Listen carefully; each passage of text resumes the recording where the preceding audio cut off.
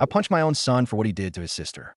The quiet hum of the television was a familiar, comforting backdrop to an otherwise unremarkable afternoon.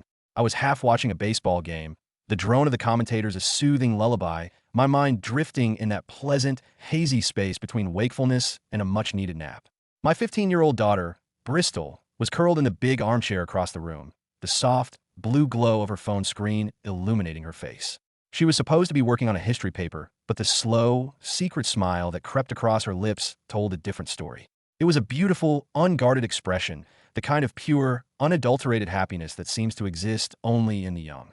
In that fleeting moment, my heart swelled with a simple, overwhelming paternal love.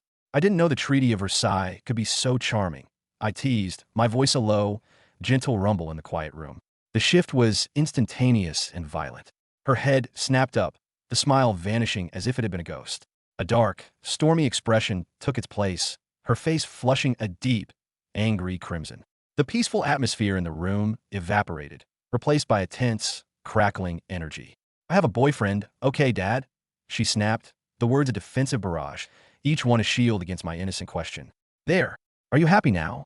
She shot to her feet, her phone clutched in her hand like a lifeline, and stormed towards her bedroom, the sound of her footsteps a furious staccato on the hardwood floor.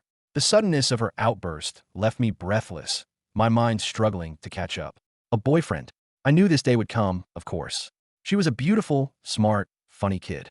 But the hostility, the sheer, unadulterated rage in her announcement felt deeply, fundamentally wrong. This wasn't the excited, nervous confession of a teenager in the throes of first love. This was a declaration of war.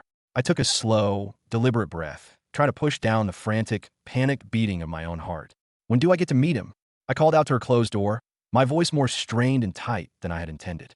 The door, which had been slammed shut with a force that rattled the pictures on the wall, flew open again. She stood in the doorway, a cornered animal, her eyes wide with a desperate, pleading fear that I didn't understand. "You can't," she said, her voice dropping to a frantic, sibilant whisper. "You can't meet him yet. Please, Dad. Just not until I turn 16. I promise you, after my birthday, I will explain everything. I swear." A cold, insidious knot of fear began to form in the pit of my stomach. This wasn't normal teenage secrecy about a first crush. This felt like something darker, something dangerous. "Bristol," I said, my voice low and serious, my mind racing through a horrifying Rolodex of possibilities. "Is someone threatening you? Is he pressuring you to keep him a secret from me?" "No," she cried, her frustration boiling over into fresh tears. "No one's threatening me. Why do you have to make everything so weird? Why can't you just leave it alone?" Before I could formulate a response, before I could try to break through the wall she had so violently erected between us, my own phone began to ring, its cheerful, upbeat tone a jarring intrusion into the tense, heavy silence of the standoff. The caller ID flashed a familiar name, Jacob. My son, my pride and joy, a sophomore at the University of Michigan, a 3-hour drive away. I answered, my eyes still locked on my daughter's distraught face, my mind still reeling from her outburst. "Hey, buddy, what's up?" His voice came through the line, not the usual relaxed, cheerful tone of our weekly check-in calls. It was tight and urgent, a mirror of the very anxiety that was currently coursing through my own veins. "Dad," he said, his words rushed, "is Bristol dating someone?" The question was so direct, so bizarrely specific, that the cold knot in my stomach tightened into a solid, heavy ball of ice. He knew something. He knew who it was. And he was scared. "Jacob, you're scaring me," I said, my voice barely a whisper now. "What is going on? Is my daughter in danger?" "No, Dad, it's nothing like that," he said, the hesitation in his voice doing nothing to reassure me. "Just listen to me very carefully. Do not investigate this. Don't push her. Just give her the time she asked for. Give her until her birthday. Please, Dad. For her sake, for my sake, just trust her on this." "Okay." And then he hung up, leaving me standing in a silent house, a bewildered and terrified father caught between his daughter's desperate, tearful pleas for secrecy and his son's cryptic, terrifying warning. For 2 long, agonizing weeks, I tried to honor their strange, unified request. I tried to push down the primal, paternal instinct that was screaming at me to dig, to investigate, to uncover the secret that was so potent it had forged an unlikely and clandestine alliance between my 2 children. I tried to respect Bristol's privacy, to pretend that I didn't notice the way she guarded her phone like a state secret, the way her moods would swing from giddy, secretive highs to sullen, inexplicable lows, all seemingly tied to the invisible, unnamed boy on the other end of her screen.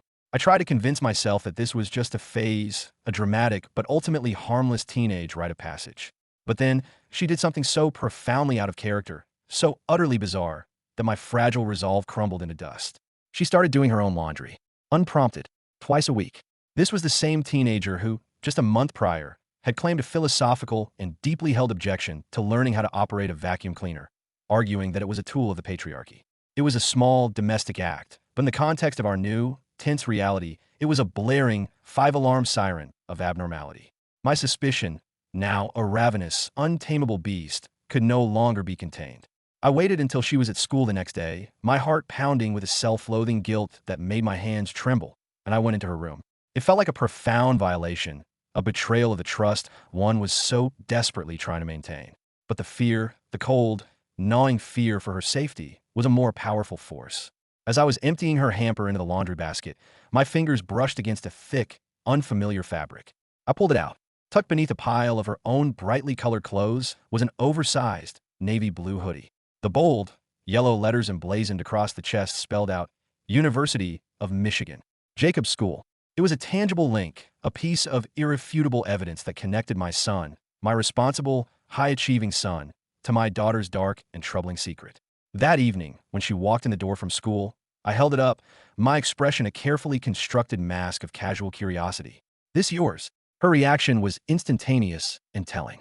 Her face went from its usual pale ivory to a deep, blotchy red in a matter of seconds. Yeah, she stammered, her eyes darting everywhere, but at me. She snatched the hoodie from my hand as if it were on fire. It's my boyfriend's. I got it at a thrift store. You know, like a boyfriend-style hoodie, but from a thrift store. The lie was so clumsy, so transparently false, that it was almost painful to witness. She clutched the hoodie to her chest like a holy relic and scurried to the safety of her room, leaving me standing alone in the hallway with the ugly, unthinkable truth solidifying in my gut like a block of cold cement. That night, unable to sleep, my mind a racetrack of horrifying possibilities, I was walking to the kitchen for a glass of water around 2 in the morning when I heard her voice. It was a muffled, urgent whisper from behind her closed bedroom door. I froze, my bare feet silent on the cool hardwood floor, and pressed my ear against the wood. I know, she was saying, her voice thick with a stress that sounded far too old for a 15-year-old. I know, but I can't keep doing this. The lying is killing me. There was a long, silent pause, and in that silence, I imagined the voice on the other end of the line, calm and reassuring, the voice of my own son, talking his sister down from a ledge of his own creation. Because my dad will kill us when he finds out who you are, she whispered, her voice cracking with a mixture of fear and despair. You know he will. The next morning, the evidence of their secret became physical, a dark, ugly mark on my daughter's pale skin. She came downstairs for breakfast wearing a turtleneck, a strange and conspicuous choice for a warm late spring day. New fashion statement. I asked, my voice a little too bright, a little too forced as I tried to maintain the charade of normalcy. Just trying something different, she mumbled, her eyes fixed on the refrigerator door as if it held the secrets to the universe. As she reached into the fridge for the carton of orange juice, the high collar of the turtleneck shifted for a fraction of a second, revealing a dark, purplish mark on the pale, vulnerable skin of her neck. A hickey. She saw me see it. Her eyes widened in panic, and she frantically yanked the collar back into place, her face flaming with a mixture of guilt and a defiant, teenage anger. Without another word, she turned and fled back to the sanctuary of her room, leaving me standing in the kitchen, the image of that ugly bruise burned onto the back of my eyelids. The pattern of their deception became painfully, undeniably clear in the weeks that followed. It was a carefully choreographed dance of avoidance and misdirection. Every time Jacob would mention the possibility of a weekend visit home, Bristol would suddenly have unavoidable plans, a sleepover at her friend Ashley's that I now knew was a lie, a group project for school that never seemed to materialize. Every time I knew for a fact that Bristol was out of the house, staying the night with a friend, Jacob would suddenly be swamped with studying and too busy to take my calls. They were meticulously avoiding being in the same place at the same time, maintaining the flimsy, transparent illusion that their worlds were separate. Mother's Day was the breaking point, the day their intricate web of lies finally began to unravel completely. It had become our solemn tradition, in the 3 years since my wife's passing, to visit her grave together, a quiet, somber pilgrimage for the three of us to the place where our family's heart was buried. But this year, the tradition was shattered. Jacob called the day before, his voice strained with a poorly feigned, almost insulting apology. Sorry, Dad. I have a huge project due Monday. I can't make it home this weekend. It's Mother's Day, Jacob, I said, the disappointment a sharp, bitter sting in my chest. I know. I'm really, really sorry, he said, And then he hung up before I could reply, a coward fleeing from a conversation he didn't have the courage to have. An hour later, as if on cue, Bristol made her own announcement. She, too, would be unable to come to the cemetery. She was sleeping over at Ashley's house that night. A cold, cynical suspicion, born of weeks of lies, prompted me to do something I had never done before. I called Ashley's mother. She sounded genuinely confused when I asked to confirm the sleepover, but after a moment's hesitation, a moment where I could practically hear the gears of teenage loyalty turning, she said yes, of course, Bristol was welcome to come over. She was covering for her, just as Jacob was. They weren't just lying to me. They were recruiting their friends' parents, into their conspiracy of silence. They were together. I knew it with a sickening, soul-deep certainty. The final, irrefutable piece of evidence came a week later, in the form of a bank statement. A $300 withdrawal from the college savings account I managed for Bristol. The charge was from a restaurant in Ann Arbor, a popular, trendy spot right next to Jacob's campus. When I confronted her with the printed statement, she offered another flimsy, insulting lie about an online SAT prep course that required an in-person registration fee, but she couldn't look me in the eye. That was it. I was done with the lies. I was done with the secrecy. I was done with the cryptic warnings and the suffocating tension. I needed the truth, no matter how ugly, no matter how much it was going to destroy me. That Saturday, on what should have been our quiet family visit to my wife's grave, I found myself on the highway, the car pointed north, driving the 3 hours to the University of Michigan, my heart a cold, heavy, dead stone in my chest. Jacob's off-campus apartment was in a run-down, depressing building that smelled faintly of stale pizza and regret. I knocked on his door, the sound echoing in the quiet, deserted hallway, my own heart pounding a frantic, terrified rhythm in my ears. The door opened, and he stood there. The color drained from his face when he saw me, his expression a mixture of pure, unadulterated panic and a strange, almost resigned guilt. "Dad," he started, his voice a panicked whisper, "we need to talk about Bristol." And then I heard her voice from inside the apartment, light and carefree, a sound that twisted the knife that was already embedded in my gut. "Is that the pizza?" She appeared behind him then, a vision from my worst nightmares, the confirmation of a truth I had refused to let myself believe. She was wearing a slinky, cheap-looking satin bathrobe that barely covered her body, her makeup smudged for what I could only assume was a long night, her beautiful long hair, the hair she had been so meticulously growing out since middle school, chopped into a short, edgy style that made her look older, harder, a stranger. We stood there, the three of us, frozen in a silent, horrifying tableau of discovery and betrayal. "Dad," Jacob began again, his voice shaking, desperately trying to seize control of a situation that was spiraling into oblivion. "Before you say anything, you need to remember, this is legal. Legal." The word was a slap in the face, a cold, clinical term that had no place in this vortex of emotional devastation. "Bristol isn't your biological daughter," he said, the words spilling out in a desperate, rehearsed rush. "She's your wife's daughter. We're not related by blood. We're step-siblings." I stared at him, my mind struggling to process the technical, legalistic defense he was offering for this profound, unthinkable betrayal. "She's 15, Jacob." I managed to choke out, the words feeling like sandpaper in my throat. "You're a sophomore in college. You're 20. We fell in love," Bristol said then, her voice thick with performative, teenage tears, as if that simple, childish phrase, that cheap, dime-store romantic notion, could somehow excuse the monumental wrongness of it all. "We couldn't fight it. Plus, I'm 16 soon." That was when something inside me, some primal, protective circuit breaker, finally snapped. The grief for my wife, the fear for my daughter, the weeks of simmering, helpless rage, it all coalesced into a single, white-hot point of pure, unthinking fury. I swung.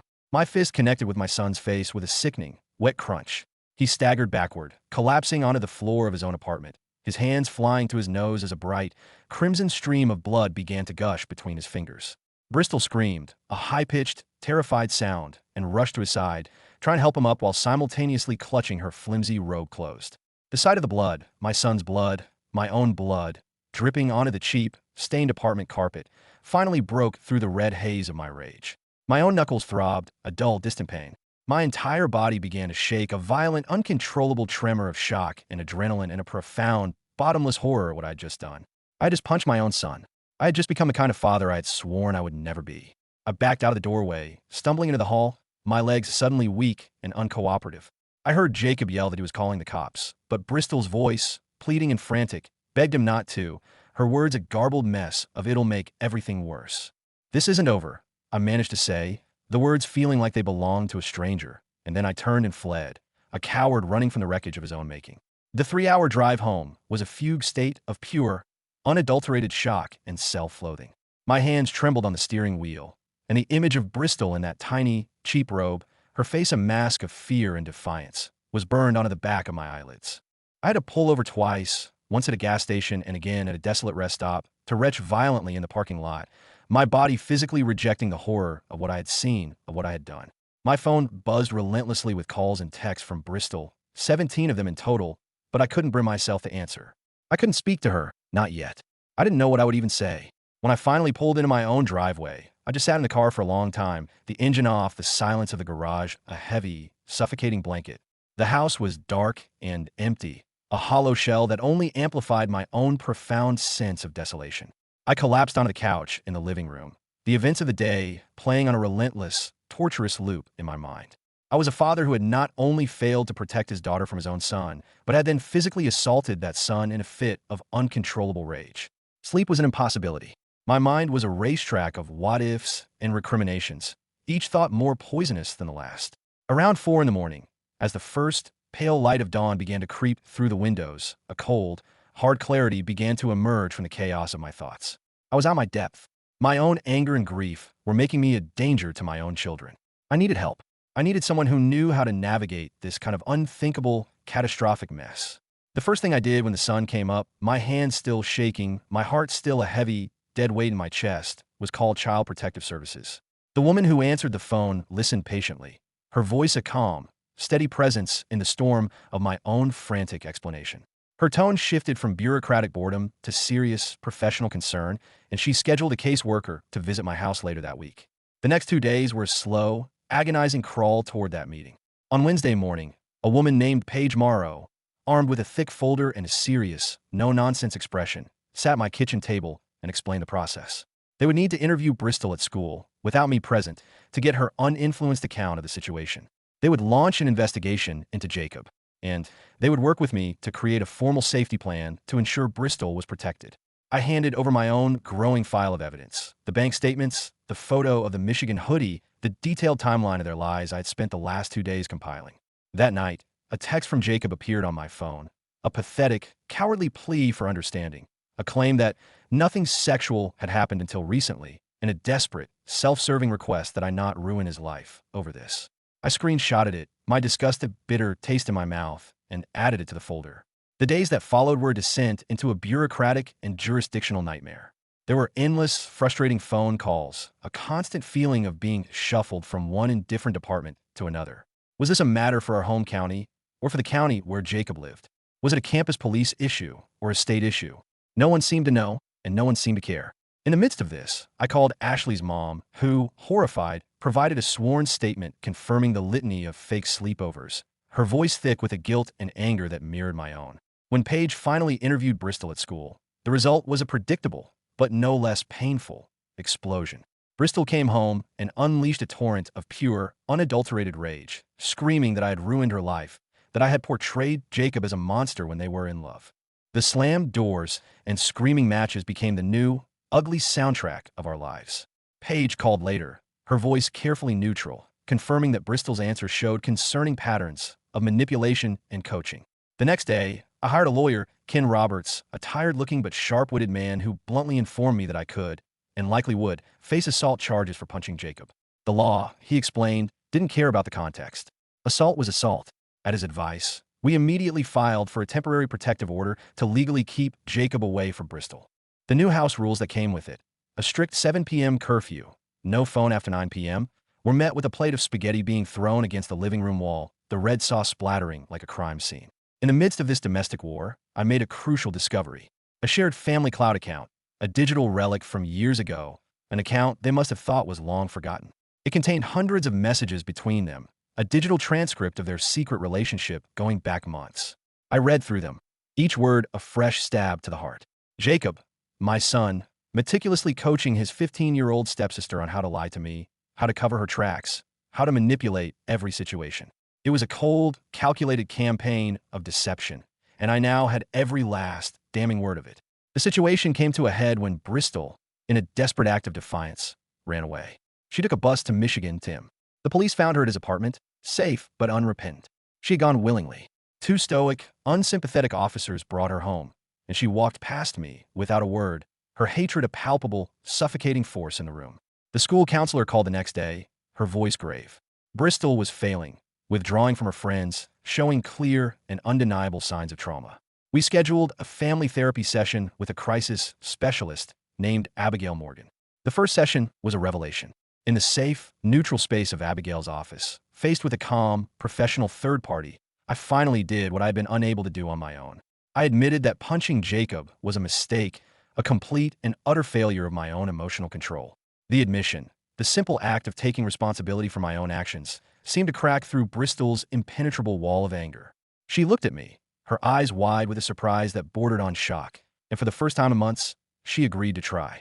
To work on not screaming if I worked on not controlling. It was a tiny, fragile truce in our ongoing war, but it was a start. The legal system, in its own slow, methodical way, continued to grind forward. The protective order was extended.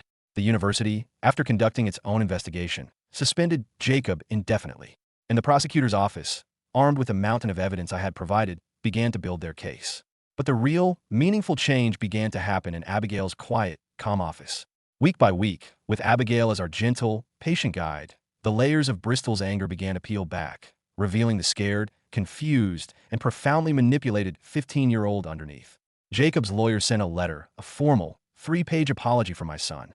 He took full responsibility, acknowledging the power imbalance, the inherent wrongness of their relationship, given their ages. He didn't ask for forgiveness. He just stated the facts. Bristol read the letter in the silence of her room, and though she didn't speak of it for a week, something inside her shifted. She stopped defending him. She stopped screaming about true love. She started talking, really talking, in therapy about the secrets, the pressure, the confusion, the guilt. My own court date came and went. I pleaded guilty to a lesser charge of disorderly conduct, accepting a hefty fine and 12 weeks of mandatory anger management classes. It was a humbling, but necessary, consequence. And slowly, imperceptibly at first, our broken house began to quiet. The screaming matches were replaced by tense, but civil conversations. The slammed doors were replaced by soft clicks. One evening, I overheard Bristol on the phone with a friend. "I'm deleting his number now," she said, her voice clear and steady. The next morning, the Michigan hoodie, the original symbol of their secret, was in a donation bag by the front door. The prosecutor, seeing Jacob's genuine remorse and his willingness to accept consequences without a fight, offered a plea deal, misdemeanor charges, deferred sentencing, and a permanent no-contact order that would follow him into adulthood. It felt too lenient, a slap on the wrist for a crime that had stolen my daughter's innocence. But it would spare Bristol the trauma of testifying, of having to recount her story in a cold, public courtroom. With a heavy heart, I agreed. Summer arrived, and with it, a new, tentative routine. Summer school for Bristol to catch up on the months she had lost to this chaos. Chores. And, eventually, evenings with new friends from her classes, friends who knew nothing of the drama, who saw her not as a victim or a troublemaker, but just as a normal teenage girl. She got a part-time job at a local ice cream shop, and her laughter as she came home, her uniform shirt stained with chocolate sauce, was a sound I thought I might never hear again. A few weeks before her 16th birthday, we sat in Abigail's office for what would be one of our last sessions. Abigail asked her what she hoped would change when she turned 16. Bristol was quiet for a long moment, and then she looked at me.